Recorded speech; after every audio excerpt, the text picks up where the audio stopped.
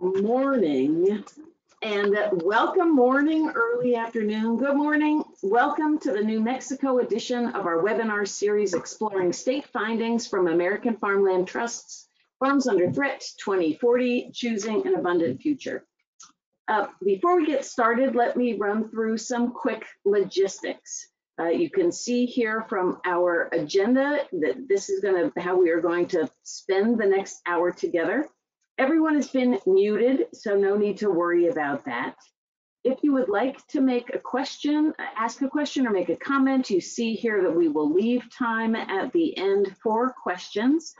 You do that by going to the control panel, and the control panel is that thing on the right-hand side, and at the very top you see a orange oblong box with an arrow. To shrink the control panel, you just click on it, and if it's shrunk, then you click on it again to pop it back out. To get to the questions, you see in the section on the control panel something that says questions, and on the far right-hand side, there's a little square with an arrow. Click on that arrow and the questions tab will pop out, and you can write your question in there, and we will get to it later on. There's also a handout section there. If you click on that little box with the arrow, you will get a full copy of the report and the New Mexico state summary that we're going to talk about later on. We are recording this webinar. We're going to send a copy of the recording to everybody who has registered. We welcome you all sharing it with anybody you feel would be interested in this topic. So with that, let me introduce myself and my co-host, who will introduce Director Whitty.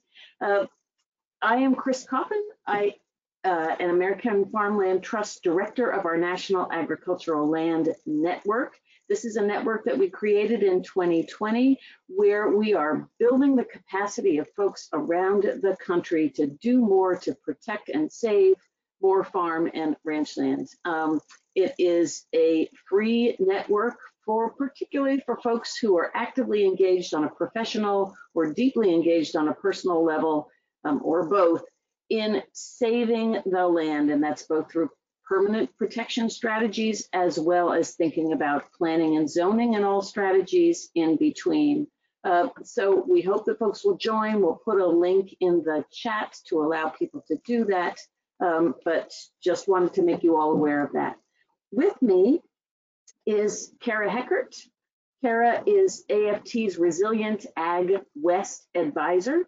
Kara works across regional and national programs to help develop and execute AFT's strategy for increasing resilience for agriculture in the Western United States. So thanks for joining, Kara. Before I get to Kara, let me just take a minute to talk about American Farmland Trust for those of you who are not familiar with us. We are a national nonprofit organization that was founded in 1980. Some know us best by the bumper sticker you see here, no farms, no food. But I personally liked the bumper sticker that we had before this one that said, "It's not farmland without farmers," because it suggests that we understand agriculture, which we do, and we take a holistic approach to it. Our national initiatives and our regional programming focus not just on protecting the land base, but also on the practices being used on the land, and as importantly, keeping the farmers and ranchers on the land. We understand that it's a lot about agricultural viability and wanting to make sure that there are economic opportunities for farmers and ranchers, not just for the generation who are on the land now, but for those who aspire to be on there in the future. Our programs and our research inform our federal and state policy advocacy and analysis. We like to say we work from farm fields and kitchen tables to the halls of state capitals and Congress. We have 6 regional offices, and our national headquarters are in Washington, D.C. So with that, Kara, I'm turning it over to you. Thanks, Chris, and thank you all for joining us. We'd like to recognize and thank USDA's Natural Resources Conservation Service for their partnership and financial support of our Farms Under Threat research. Farms Under Threat is AFT's multi-year initiative to document the status of and threats to America's agricultural land base. NRCS has been invaluable to this entire research project, as has our research partner, Conservation Science Partners. For this report, we also collaborated with the University of Wisconsin-Madison. And now I would like to introduce our special guest, Jeff Whitty, Director of New Mexico Department of Agriculture. And I'm going to give you his bio here, which is impressive and a little long, but I don't want to take anything out. So Jeff Whitty comes from a ranching family in northern New Mexico. He graduated from New Mexico State University with a bachelor's degree in agricultural business management and a master's degree in agricultural economics. Jeff was named the director of the New Mexico Department of Agriculture in 2011. He is past president of the National Association of State Departments of Agriculture, or NASDA, past president of the Western Association of State Departments of Agriculture, past president of the Western United States Agriculture Trade Association, and past chair of NASDA's Natural Resources, Pesticide Management, and Environmental Committee. Jeff was appointed to the Environmental Protection Agency's Local Government Advisory Committee in 2015 and currently chairs its Healthy Communities Work Group. The committee provides advice and recommendations to the EPA administrator to assist in developing a stronger partnership with local governments. In 2020, Jeff was appointed by EPA as a new member of the Farm, Ranch, and Rural Communities Committee, on which he will serve until June 2023. And so I just wanted to thank you, Jeff. It's so great to have you here today. We have a few questions for you about the report and your feedback on that. So I'm just going to go ahead and launch right in. What struck you most about the findings of Farms Under Threat in New Mexico? Well, thanks, Kara, and thank you, Chris. It's great to be here this afternoon. You know, as there wasn't any surprises. And unfortunately, there wasn't any surprises. We know the pressures on farmland and development in the state of New Mexico, but it's multiplied by you know, the prolonged drought that we've been in, and the fact that some of our farms in some of our most productive communities have had to fallow land so they can move water to other parcels.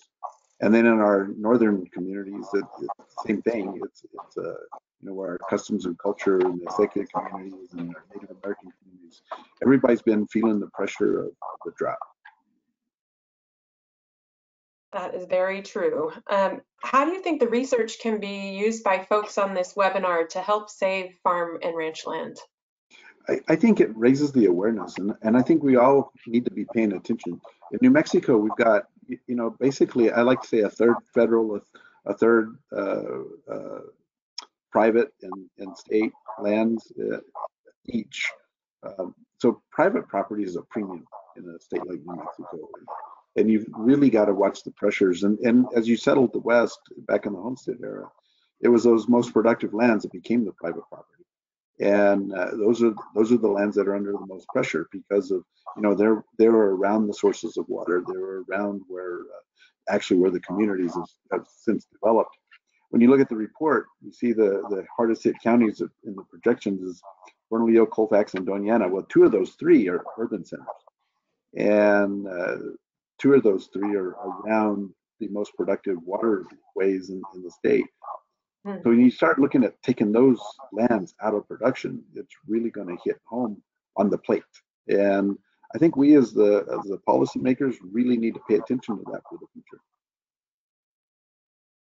Yeah, we're going to talk a little bit later about what our report was able to look at and not look at. And one of the things was around water quantity, which is really difficult to assess in the entire United States. But there's no doubt that in the West, that's a whole another factor on top of land getting fallowed and being taken out of production that's going to add to the farmland we might already be losing from development pressure.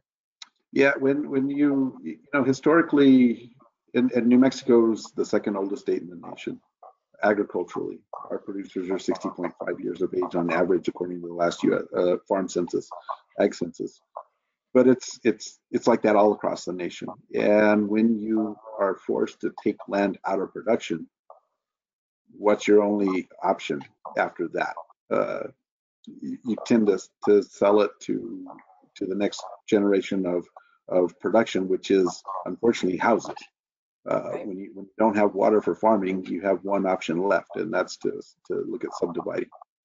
So I think that, a lot of times it's easy to say farmers use a lot of water, and I like to tell people farmers use enough water to grow the food you eat. It's the consumer who ends up being the beneficiary of that water use. And at some point in time, we're going to be seeing a pressure on the plate. It's not going to have as much opportunity to be full. Exactly. I'm a Californian, and we frequently say, or I frequently say that, people don't understand really what they have until it's gone. And as long as you can go into a store and pretty much get everything that you want 365 days a year, it's hard to connect, with what's actually happening on the ground. Exactly. Well, COVID taught us that. It did. With the supply chain pressures. Yeah. Gave us a glimpse into potentially what the future might look like. Exactly. So my last question for you is, what steps would you like to see state or local governments, or even the federal government, which I think with a third of the land in federal government holdings is somewhat of a rarity in the United States. What would you like to see those governments, what steps would you like to see them take to reduce conversion of agricultural land? Well, I think there's an opportunity, and some of the federal agencies are looking at some of the lower quality federal lands have a potential to be basically redeployed into other uses such as residential development. If you think about when they homesteaded back in the day, it was the most productive lands that became the private property. The lands that were left over became the federal property after you took out the state school sections and consolidated those into the state land. So some of your least productive lands are your federal lands. Society likes to enjoy those for recreation and other activities, but at the end of the day, if you look out 50, 60, 80 years, 100 years, those may be our best opportunities to take those least productive, least desirable lands. And at some point in time, that may be where your best opportunities for future growth of populations go. We've got to really take a look at what's at your most productive lands and maintain that respect for the producer and the desire to have locally grown food available for the consumers to enjoy. Well, thank you so much for your thoughts. I don't know if you said it earlier before we got on, if you were going to be able to stay on for the rest of the time or not, but if you are, we'll probably get some questions from the crowd, and we'd love to hear more from you. And I'm going to have to, unfortunately, I've got juggling a few commitments this afternoon, but if there's any questions that come up, feel free you can email me. I'll be happy to get in touch with whoever sent them and share my thoughts and perspectives, and we can go from there. Great, thank you so much again, and I'm going to send it back to Chris now. Great, and I just want to echo my thanks, Director Whitty, that those were some very helpful insights, and the offer is very generous. So we will be back in touch with any questions that could be directed towards you. So thank you again. Have a great afternoon, and thank you so much for joining us. Thank you, and I appreciate you doing these kinds of seminars. Great. Okay, and with that, thank you. We'll see you later. And with that, Kara and I are going to go off screen so that folks can see the PowerPoint and then the maps more readily, or it looks. I didn't go off. My apologies. I didn't go off screen. I muted myself. That was bad. So with that, and let me just remind people that if the control panel is in the way and you can't see things, just hit that orange oblong arrow at the top of the control panel, and that will shrink the panel so that you can see the both the slides, and then when we get into the website, the maps. So let's now dive into the methodology and findings from the report. The first two Farms Under Threat reports, so we did Farms Under Threat, State of America's Farmland, which was released in 2018, and Farms Under Threat, State of the States, which we released in 2020. Those two reports mapped past conversion of agricultural land, looking first from 1992 to 2012, and then from 2001 to 2016. In this report, we're looking forward. We're using that State of the States conversion data to model and predict future conversion of farm and ranch land out to 2040. So we started with our Farms Under Threat State of the States analysis of conversion from 2001 to 2016. And that analysis mapped conversion of land to two different land types. And we're going to talk about those for a minute. So urban and high density developed land, which you see on the left-hand side, and on the right-hand side, what we consider to be low density residential land use. So urban and highly developed land is has been the traditional culprit in farmland conversion. It includes both residential, industrial, and commercial areas typically found on the outskirts of cities and towns. It also does include rural industrial sites such as oil and gas infrastructure and solar development. Basically anything that can be identified by satellite remote sensing as built up. Low density residential development has become a more pervasive culprit in farmland conversion, and AFT worked with conservation science partners to pioneer an approach to map and quantify the impacts of this type of development on the agricultural land base. These areas, as you can see from the couple of pictures on the right-hand side, range from lower density subdivisions to farmettes and ranchettes. This kind of scattered large lot housing fragments the agricultural land base and makes production harder for the farms and ranches that remain. We do want to note that some agriculture can be found on this low density residential land, and you actually see that on this second picture in from the right. And smaller farm parcels, especially those near and around urban centers, can be profitable and quite sustainable. However, our research has found that once land has been converted to low density residential land use, it is far more likely to be further converted to urban and highly developed land, putting it entirely out of reach of agriculture.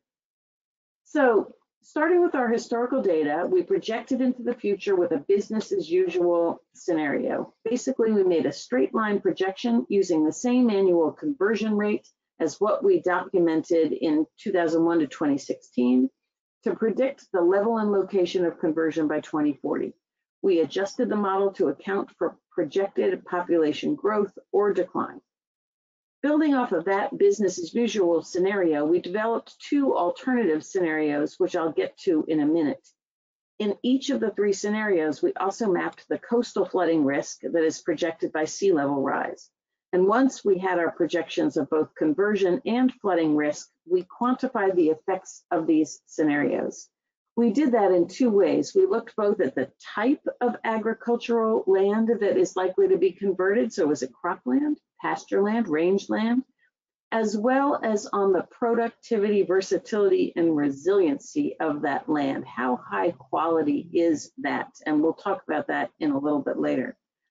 As with any modeling exercises, there are some caveats. As Kara mentioned, we were not able to include the impact of water scarcity and potential fallowing of land because of lack of water. Mapping this impact is very complex and was beyond the scope of our analysis. You'll see in the web app, though, that we did include a data overlay from World Resource Institute's Aqueduct, which offers some projections about water availability in the future. Let me also say that we were not able to account for local zoning. Land use regulations are inherently local, and there is no national database of them. So this means that our maps represent the general pattern and rough amount of conversion that is likely by county based on conversion patterns from 2001 to 2016. They do not reflect, though, what may be allowed or prohibited on the ground through local land use regulations. So here are the three scenarios we modeled. First, business as usual. Again, that takes the 2001 to 2016 data and makes a straight line projection out to 2040. The second scenario is what we call runaway sprawl. This envisions a scenario where sprawl actually gets worse. We see this trajectory as entirely possible and may already be happening in some places. Why? Because of continued high housing costs and shortages in large and small cities alike, and the likely permanent shift to more remote work opportunities. And this remote work will become even more appealing as rural broadband expands and improves. Lastly, we modeled the future we hope for, better built cities. This scenario envisions successful efforts to reduce the footprint of residential and commercial and industrial development on productive agricultural land. The scenario still results in the conversion of some farm and ranch land, but it envisions a future with vibrant, compact cities and towns and still land base of farm and ranch land to meet the needs of the future. So let's take a quick look at the assumptions that went into the three scenarios. For business as usual, again, we followed that historic rate of conversion for both the urban and highly developed land as well as for low density residential. The adjustment for future population growth was only on the urban and highly developed land, and that's because there's a strong correlation between population growth and expansion of urban and highly developed land. In runaway sprawl, we kept that same urban and high density conversion rate, but we imagined, based on, again, what the trends have been of low density residential conversion, a 50% higher rate in that level of conversion. And conversely, for better built cities, we assumed that cities and towns could reduce their rate of urban and highly developed land conversion by 25%. And we picked that number because that has been shown to be possible, that cities have been able to grow in a more compact fashion. And we did a 50% lower conversion rate on the low density residential, again, because there's less of a correlation between low density residential development and population growth. So let's look now at what are the potential impacts of each scenario. Here you see the gray bars on the left show that 11 million acres of agricultural land were converted just in the first 15 years of this century alone. That includes over 113,000 acres in New Mexico. Under business as usual or worse, runaway sprawl, we could see another 18.4 to 24.4 million acres of farm and ranch land converted or threatened by conversion. Conversely, if we make smart choices about where and how we site future development, we could potentially reduce that conversion rate significantly. I know some people might be looking at this chart saying, wow, 11 million acres is still an awful lot. Is that really a best case scenario? AFT appreciates that development, including renewable energy development, is necessary, and that the need for affordable housing options is acute. So while it may be possible for cities and towns to be even more compact in their growth, and we sure hope they can be, we chose what we believed to be a realistic scenarios.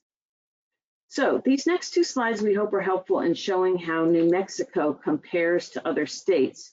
This slide shows the projected total acres converted by county. So the darker the red or the rust or burnt orange or whatever you want to call it, the more acres are likely to be converted.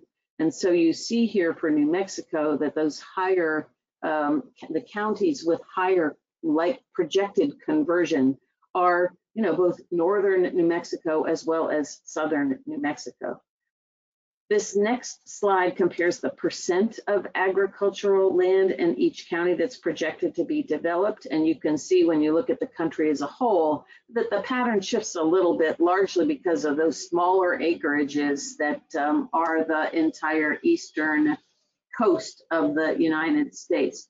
In New Mexico, again, obviously, because there's significantly more farm and rangeland, that those numbers and the reds are not as pronounced, but we'll talk a little bit more that there is still significant impact in a number of counties in the state. So another key finding relates to the impacts on our very best agricultural land. For previous reports, AFT created the first ever index of agricultural land quality that looked at the productivity, versatility, and resiliency of land, or what we dubbed its PVR value. Land over a certain PVR threshold is considered by us to be nationally significant land. This is land which is best suited for long-term cultivation and food production. Well, you can see that this land is largely centered in the Midwest. New Mexico has over 1 million acres of agricultural land that AFT considers to be nationally significant. What we find in our future projections is a conversion of this land is likely to be higher than conversion of agricultural land in general. And that's for the reason that it is highly productive, because it's flat, it's well drained, it's access to water, it's relatively free from rocks, makes it highly desirable for developed uses as well. The loss of this land is especially concerning. This is land that can produce the highest yields of crops and livestock with the least environmental impacts. Our modeling shows that nearly half of the projected conversion from 2016 to 2040 will occur on this kind of land, even though it represents less than 40% of the country's farmland and ranchland as a whole. The more nationally significant land converted, the more reliant we become on marginal land for food production. And to put this potential loss of what would amount to 9 million acres of nationally significant land in perspective, the total acreage of land in the US devoted to fruit and nut and vegetable production is just 10.4 million acres. And now I'm going to turn it over to Kara to talk through our solar findings.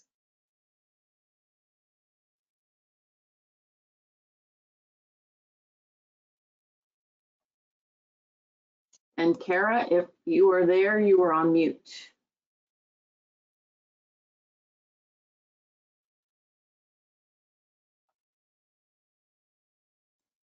Okay.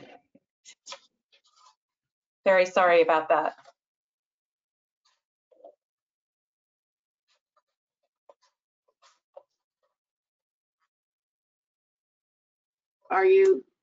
We're now on the solar slide. Chris, can you hear me? Yes, we can. I'm having some internet issues. I'm wondering if you could go over the solar slide while I kind of reboot here. Absolutely. Thank you so much. Sorry. That's okay. One of the other threats we're highlighting with this report is the threat that solar development poses to agricultural land. To be clear, American Farmland Trust supports renewable energy development. However, we think it's essential that we plan carefully so that our most productive, versatile, and resilient land is not compromised. We also think it's possible for agriculture and solar to coexist in mutually beneficial ways. So what you're looking at here is a map that shows the acres of land projected to be used for utility scale solar photovoltaics energy generation facilities by state in 2040. This data comes from the decarbonization with electrification scenario of the U.S. Department of Energy's Solar Futures Study. That study estimates that there will need to be 7.4 million acres of utility scale solar in place by 2040 to meet federal energy goals. If you're interested in more information about the solar modeling we did as part of this project, our solar technical paper is available through our Farmland Information Center. We will also be releasing a solar white paper later this year. The most important takeaway from our modeling is that 83% of the projected solar development by 2040 will be sited on agricultural land, and nearly half of the projected solar will be sited on nationally significant land. So now we are going to dive into the data available for New Mexico on the interactive website. And for this, we're going to be joined by our colleague, Beth Fraser, who will be our navigator. So thank you, Beth. And here we are now in the website, and when Beth gets a chance, she will put a link to the website in the chat. When you get to the website, here's what comes up at first. This, again, talks about what we did, what we found. It's much of the same information that we just went over. To get out of it, all you do is up there on the upper right-hand side, you click that little X and you get out of it and takes you right into the meat of the website. While we are looking in that upper right-hand corner, let's look at those other tabs that are up there. So you see the About tab. If you click on that, that brings that same overview back up again. The next tab is a How-To tab. That takes you to a 5-minute video that explains how to use the various data layers in the scenarios. Next to that is the View Report tab, and that takes you to our Farmland Information Center, where you can find a wealth of information. You can find the full report, you can find the executive summary, you can find that solar technical report that I referenced earlier, and you can find the data request form, as well as our earlier report, the State of the States, which I will just say has a state policy scorecard that might be of interest to some folks. So we also, before we get into the maps, we are making our data available to the public. And we have two types of data. We have both the geospatial data layers that you can request, but we also have more information around each county. And as we go through the maps and some of the data there, you will see what we're talking about, that you can request information for all counties, either in the state of New Mexico or just the counties you are interested in. This is a new development and more data that we have been able to do in the past couple of years, and we hope it will be particularly helpful. So with that, now we're going to go zooming in to New Mexico, and what you do is you just click on the state, and we're going to talk through what comes up down below. So here on the left-hand side is the New Mexico data statewide, and you see there are two types. There's the very dark rust, that is the urban and highly developed land conversion, and the brighter orange is the low-density residential land use. So what you can see here is that when looking at the state as a whole, there is quite a bit of urban and high density development likely to occur, but there's just as much, there's a little bit more, in fact, of the low density residential land conversion projected. Over here on the right-hand side, you see Lincoln County. That just happened to be the county that Beth had her cursor on when she clicked into New Mexico. So all you need to do by county is move your cursor around across the state and you will come up with different scenarios. But here you see in Lincoln County, just to show this difference here, here's an example of a county that conversion is likely to be almost entirely urban, low density residential land being converted, as opposed to it being urban and highly developed land. So let's go down a little bit more and see what else you can find here. In terms of these, you see this, it says acres of New Mexico's best agricultural land projected to be converted. And again, we have these numbers statewide and for each county, and you can request this data for each county. When it says best agricultural land, that is the PVR values. And what we did for each state was to come up with the median, and what we consider to be the best agricultural land is above that median value. So that's that. It's a little bit different than nationally significant, because nationally significant was done on a national basis, and this best agricultural land is on a statewide basis. And then we look down here and see what kind of land is likely to be converted. Not surprisingly, rangeland in the state is far and away the largest likely conversion at 178,100 acres, with cropland second with 16,000 and pasture land with a little over 10,000. And just a note about woodland, this woodland figure, it's not intended to mean that there will be no forest land conversion in New Mexico, but just that when we were doing our State of the States report, I guess we did not have much woodland that was associated with a farm or a ranch. And of that land, woodland that we found, I guess most of it is not under conversion threat. You see here at the bottom what I had mentioned about low density residential paving the way for further development. Here you see, based on our modeling, that agricultural land that in 2016 was considered low density residential is 69 times more likely to be converted to urban and high density land use by 2040. So that's a point to keep in mind, that that conversion pattern, once something goes to LDR, it is much more likely to be further converted. So with that, we are just going to take a quick look at this downloadable report for New Mexico. And you look at this blue tab here that Beth is putting her cursor on. That takes you to an easily downloaded, easily printed, and easily shared summary of the findings for New Mexico. And we hope that folks will find this useful and will share it with people that you work with. Again, you can see here, what is the trends? We are saying that 205,000 acres are likely to be converted into 2040. That's the equivalent of losing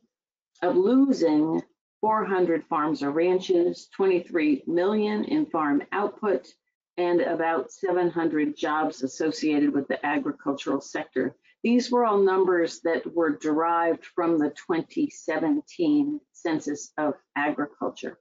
And you see here 52% of the conversion likely to occur on the better quality land. And here below you see the hardest hit counties. And with that, we are actually going to, after Beth shows us the rest of this two-pager, we are going to turn it over to Kara and Beth to talk through further some of the counties and look at some of the mapping for some of the most impacted counties.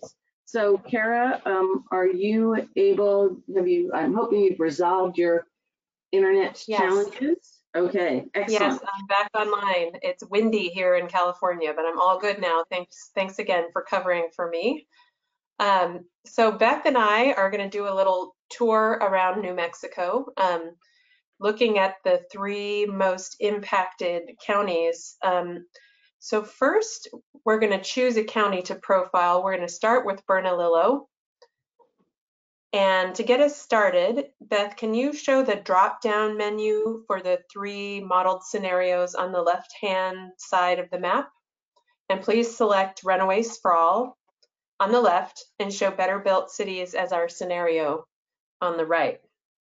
Before we dive in, I'd like to show some of the functionality of the maps and how you can change views to best serve your needs. Beth, can you show the audience the legend up in the right-hand corner? As our base map is currently in the 2016 land cover view, you can see the different colors that represent the model land use scenarios and land cover base map. While we're here, Beth, can you demonstrate how we can adjust the transparency of the data by using the toggle in the upper right-hand corner of the screen? Very nice. As everyone I'm sure knows on the phone, Albuquerque is, the hub of New Mexico and where we're going to see a lot of changes here. And then before I go into that, Beth, can you show them the various views that you can select in the platform? You can change your base maps by going to the top right corner. You can select the satellite view, giving a bird's eye view of the landscape. I find this one particularly helpful with selected scenarios stacked on top.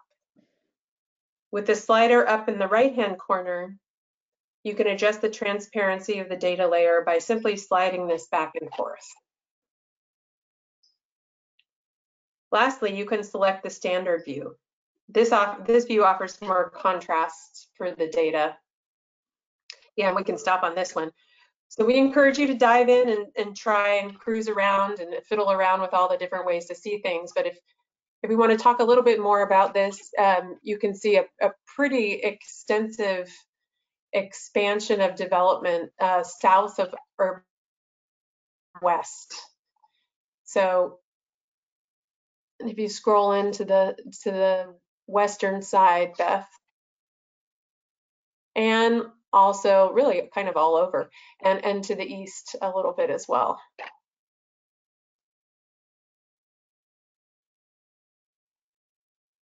And it looks like, based on low density residential versus urban development, how can we get a sense of that? Yeah, right around there. Thanks. We're going to go to a second county, Colfax.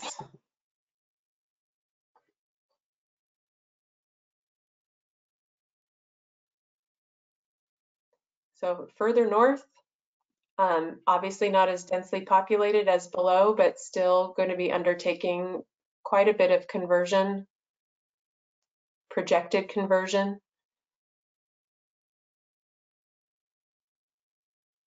Are we able to see, and yeah, if we zoom in a little bit more, you can also kind of see where development is relative to certain waterways, not just to cities. I don't know if we can see that anymore if we can scroll in, but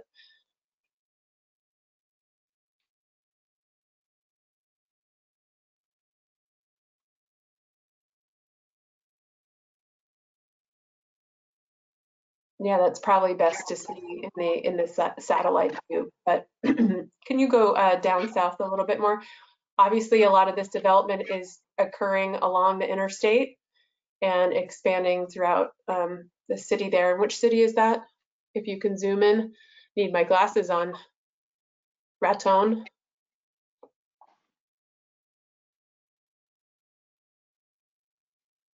Yeah, so large expansion of that kind of urban core in the north. And the third one we're going to go to is Doña Ana County,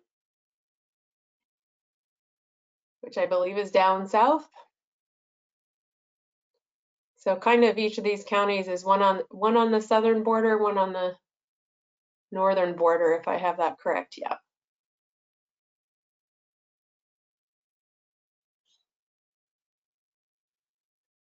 Yeah, Las Cruces area, close to the US New Mexico border. Quite a bit of development projected, you know, not just Las Cruces, around Las Cruces, but looks all along the interstate and near El Paso, although we all know El Paso's in Texas. My sister used to live there.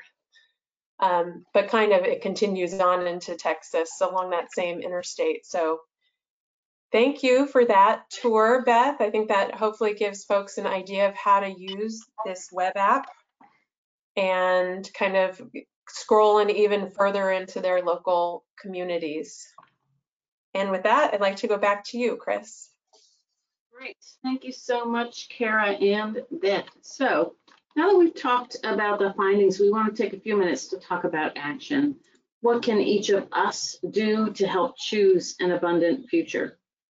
Our report has policy recommendations in each of these 4 categories and at every level of government. So if you are a county or municipal official, a state legislator, a state agency employee, or a member of Congress or a congressional staffer, we hope you can find a recommendation in here that you would like to champion. Please let us know if we can provide you with any additional information about any of the policy ideas in the report. If you are a farmer, a rancher, a landowner, a community advocate, you work for a nonprofit organization either involved in agriculture or conservation or smart growth, We encourage you to share and discuss these recommendations with your elected and agency representatives and partners. So I just want to take a minute to highlight a few of the things that we discussed in the recommendations in each of these categories.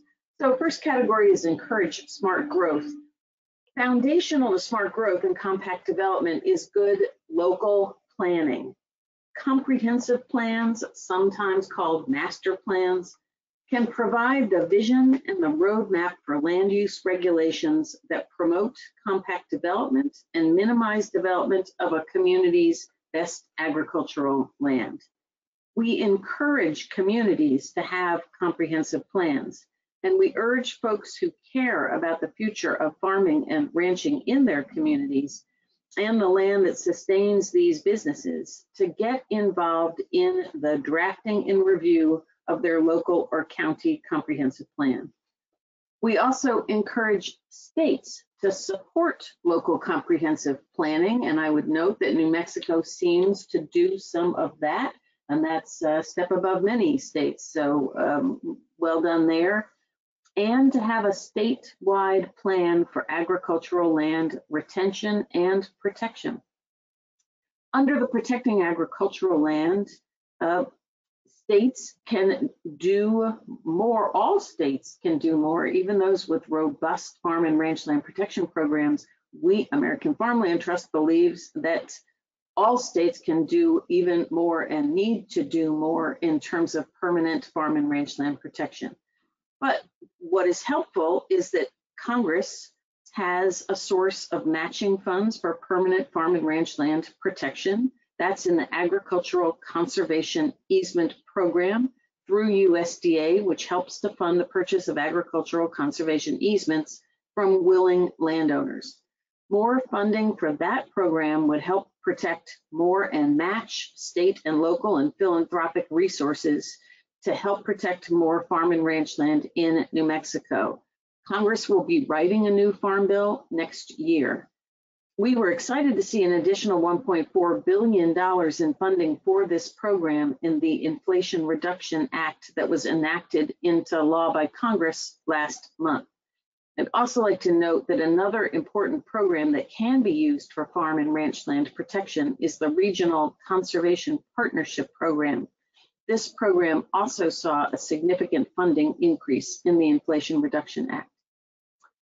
Under advanced smart solar siting, state and local governments can incentivize solar development on existing infrastructure and marginal land.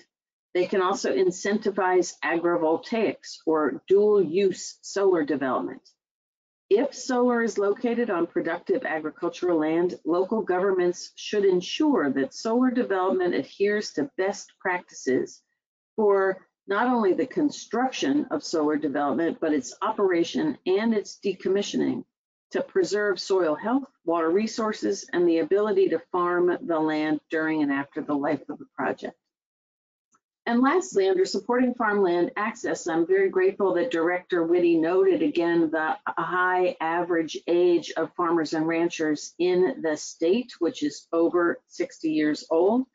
It's indication that we are in the midst of a massive transition of agricultural land and assets to a new generation.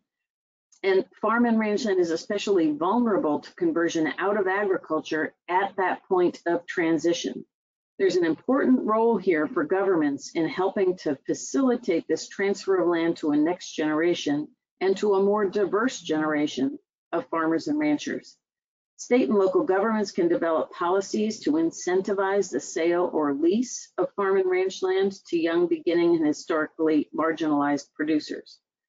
Governments, whether that is federal, state, or local, can also help to support extension or nonprofit programming that provides assistance to older farmers and landowners looking for a successor or a long-term farm tenant, and to farm seekers needing help with identifying and assessing land access opportunities. I would note the good work being done in New Mexico by Land Link New Mexico and Northwest New Mexico New Farmer Network. But as those folks know, and as many of us know, that this type of time and intensive support to farmers, ranchers, and landowners can be highly effective, but also very expensive, and therefore having public support for these types of programs is essential. And with that, I'm going to turn it back to Kara, who's going to talk a little bit more about planning for agriculture. Thank you, Chris. As Chris said, there are key strategies that AFT recommends as best practices that have been taken from other places across the nation. Excuse me. Community planning is critically important to smart growth. As part of this planning, AFT encourages communities to plan proactively for agriculture. This involves these 4 basic principles listed here. Starting with including inventorying resources in your area, whether that be your most productive, versatile, and resilient soils, your water resources, or riparian corridors. It's really critical to have an idea of what you have in your community in order to best plan for agriculture. Engaging farmers is critically important to the future of agriculture. We need to engage farmers in the public process, asking them what their vision is for the future of agriculture in the community. Also, incorporating agriculture into community plans. Finally, the implementation of tools to retain and protect agricultural land, which includes things like urban growth boundaries, agricultural zoning, and farmland protection programs, to name a few. We're going to talk later about our Farmland Information Center, but we have a wealth of resources on planning for agriculture on that website, and we hope you'll check them out. And lastly, I wanted to talk to you a little bit about our Resilient Agriculture West initiative, which does tie into local planning for agriculture. AFT's Resilient Ag West initiative develops landscape scale strategies to increase resilience for agriculture. The work that we're doing in the West to develop new partnerships and programs builds off of our work in the San Joaquin Valley called the California San Joaquin Land and Water Strategy that is driving major research and corresponding land protection, conservation practice adoption to increase agricultural's resilience to a changing climate and strained water resources. We hope to take what we've learned in California to other states in the West where agriculture is really struggling due to increased drought conditions. Part of the project in the San Joaquin Valley has included the development of a conservation decision-making tool that we hope might be able to be replicated in other areas. And what that tool does, it's a geospatial tool that's used to increase the adoption of water infiltration practices, improve groundwater recharge, and protect agricultural land. And this will soon be available in the entire state of California. So if you're interested in more information on that, you can contact me and I can provide you that.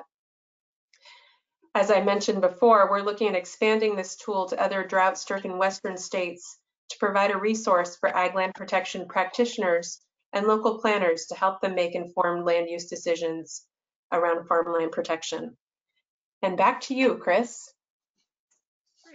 Thanks so much, Kara. And we're going to go back on camera for the last couple of minutes. And if people have any other questions, please put them into the chat now. And again, not into the chat, I'm sorry, into the questions section. And again, go to that questions tab in the control panel, click on that little square with the arrow and it'll pop it out.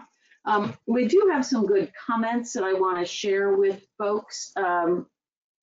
One is about Bernalillo, and I think, I'm sorry, you can tell I am not from New Mexico. I love the state, but I don't have good pronunciation. But that county has, a listener points out that there's a green print developed by the Trust for Public Land using community input to prioritize conservation lands, and that agricultural land has been a high priority in that process.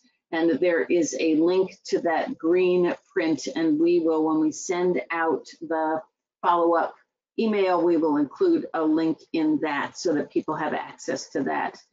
That same county also has an incubator farm program called Grow the Growers Program. I love the name of that. And again, we will put a link to that initiative out in our email out to folks when we send out a copy of the registration form. And I just want to say thank you. It is really helpful for us to Be reminded that there are so many great local initiatives. And then a last comment from this same listener is that 62% of the wetlands left in the Intermountain West are flood irrigated agriculture, wildlife corridors, groundwater recharge, open space, and I think the rest of this comment got cut off, so I can't read the rest of it, but important to recognize the importance of those flooded irrigated agriculture. So with that, let me see if we have any other questions. And here I will put this, thank you for the listener who put in the information and the contact for that work in the county. We will absolutely share that with listeners, so thank you for that. And with that, seeing what time it is, let me wrap up by talking just very quickly again about these two resources. Let's start with the Farmland Information Center. They are a national clearinghouse for all information about agricultural land, particularly on land protection and retention techniques. This is a cooperative agreement that we have with USDA's Natural Resource Conservation Service. And you see here that there is not only a link to more information, but that there is an 800 number. They do have an answering service. They do answer the phone, and if they don't, they do call you right back, which is refreshing, particularly for those of us with not great internet capability. And it's a wealth of resources, not just for farmers and ranchers and landowners, but it also has a wealth of policy information. And again, as I mentioned, we did a state policy scorecard a couple of years ago as part of the State of the States report. So if you want to see how New Mexico stacks up on many of the land use type of policies, feel free to go to that there. And then I would just make another pitch for the National Agricultural Land Network. As I like to say, a network is only as strong as its membership. We welcome folks who want to join, who want to get more engaged, who want to work with folks from around the country to innovate and think about new agricultural protection tools and techniques. And again, that's not just permanent protection, and we welcome folks with new ideas or simply who want to learn from states that have had, by virtue of development, have had to be doing more in this arena. So please feel free to join us. That's the information here. Please reach out to me if you are more interested in the network. And again, it's free. That's always a good thing. And with that, I am going to hand it back to Kara for the last word here. Thanks, Chris. Thanks to everyone for joining. I really see this as just the beginning of conversation. We put a lot of information out there that we hope you find useful. I really appreciate the person that contributed what's going on more locally. We are still on a learning curve as a national organization, and me in this new position, and I really welcome more conversation and partnership about what we can do to protect more agricultural land in New Mexico. So just appreciate you joining and hope everyone has a great day. Great, thank you all. Bye.